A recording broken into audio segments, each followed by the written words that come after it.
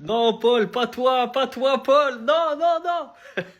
Paul Pogba s'est encore blessé. Le milieu de terrain français va devoir encore attendre pour son retour sur les terrains puisqu'il a été victime d'une petite blessure en début de semaine. Paul, non, Paul, calme le retour. En fait, 2025, c'est pas grave. Ce qui compte, c'est la Coupe du Monde. Ça veut dire 2025, reviens doucement, force pas. Nous, ce qu'on veut, c'est été 2026, équipe de France. Et pour arriver en équipe de France, faudra juste tu fais 3-4 bons mois avant la Coupe du Monde. Dédé va t'appeler. Ça veut dire, là, 2025, octobre, novembre, décembre, là, le froid, là, l'hiver. Tranquille, prends ton temps. Si tu forces trop, il y aura toujours des rechutes et ça va te faire perdre du temps au final. Donc, vaut mieux attendre un peu pour être bien prêt que de forcer un peu. Et au final, tu seras pas prêt.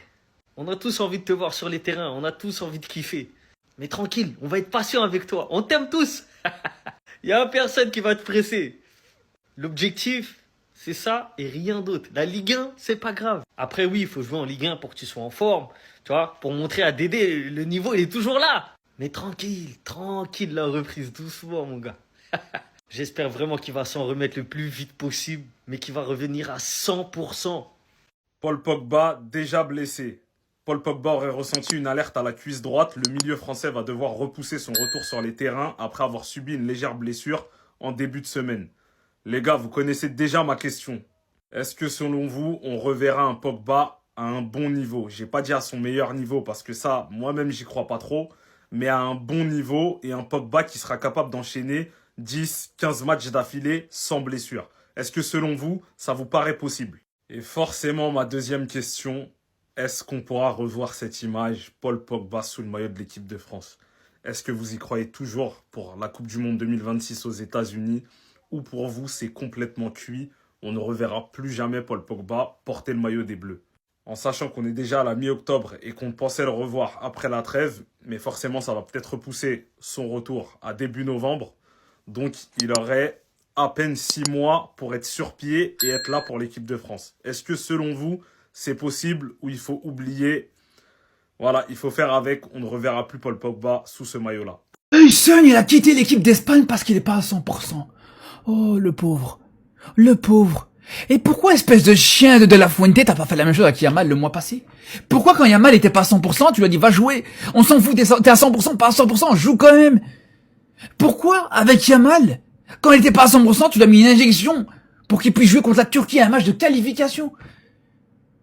Vous voyez les gars, quand on vous dit qu'il y a des choses qui tournent pas rond dans cette sélection espagnole, quand on vous dit que si là vraiment le Barça a décidé de pas envoyer Yamal en sélection, si là Yamal a simulé une blessure pour pas aller en sélection, c'est tout à fait justifié. Pour moi, je vous le dis les gars, il y a aucun scrupule. Pourtant d'habitude les frères, je suis le premier à défendre les sélections. Pour moi, un joueur qui est convoqué, il doit aller. Mais là, avec un traitement pareil, un traitement non seulement pour moi qui est injuste par rapport à Yamal, mais surtout qui est pas égal avec les autres. On le voit les gars, quand c'est des joueurs d'autres clubs, ils sont laissés au repos. Voilà, Hudson, il est pas à 100%. Allez, vas-y, retourne te soigner avec le Real Madrid. Vas-y, prends bien soin de toi. Fabien Ruiz, même Fabien Ruiz, les gars. Fabien Ruiz. Il était pas à 100%, il s'est pas fait convoquer, il a été laissé au repos par cette équipe d'Espagne, par De La Fuente. Les gars, je vous le dis, c'est pas normal. Pour moi, c'est pas correct, les frères. Et le problème, c'est que De La Fuente ne veut pas communiquer, ne veut pas faire un pas avec le Barça, avec Yamal et tout ça, les gars. Il est là le problème, les frères. C'est scandaleux. Comme prévu, c'est désormais officiel, Adi Hütter quitte Monaco et Pocognoli, l'entraîneur de l'Union Saint-Gilloise, va le remplacer. Et pas de panique les supporters de Monaco, moi je vous le dis, vous avez recruté un crack.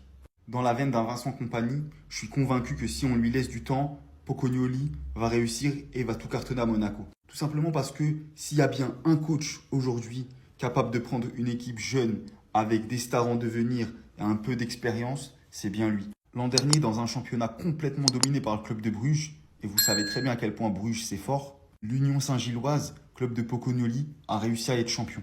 Tout en proposant un jeu incroyable, basé sur du pressing, de la récupération, avec un système moderne. Tout ce qui peut finalement convenir à Monaco. Le seul bémol que je trouverais à ce coach, c'est qu'il ne connaît pas la Ligue 1. Mais je suis sûr qu'une fois qu'il l'aura connu, il fera quelque chose de très grand.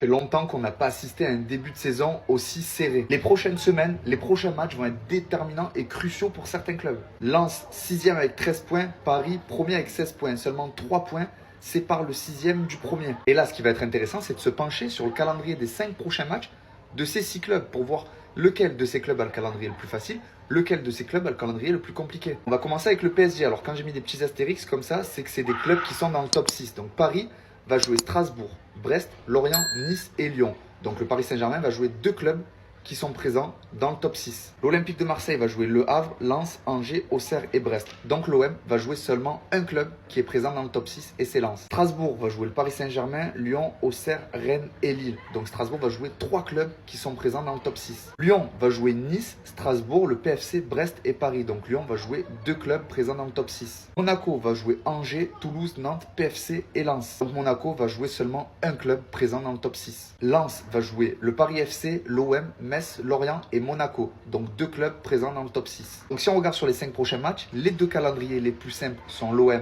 et Monaco avec tous deux un club présent dans le top 6. Monaco va jouer Lens tout comme l'OM. Et le club qui risque d'y laisser des plumes parce que le calendrier est un peu plus compliqué, ça va être Strasbourg qui va jouer Paris, Lyon et Lille. 3 clubs présents dans le top 6. Et ce que je trouve intéressant, c'est de comparer avec cette carte. Marseille qui a eu le calendrier le plus compliqué sur ce début de saison, en ayant affronté des adversaires qui se placent en moyenne à la 6e place. Là où Strasbourg, qui a le calendrier le plus compliqué sur les prochains jours, a eu l'un des calendriers les plus simples sur les premières journées avec des adversaires en moyenne à la 11e place. Donc l'OM deuxième à un seul point de Paris en ayant commencé avec le calendrier le plus compliqué. C'est prometteur pour la suite puisque l'OM a sur le papier le calendrier le plus simple sur les 5 prochaines journées de championnat.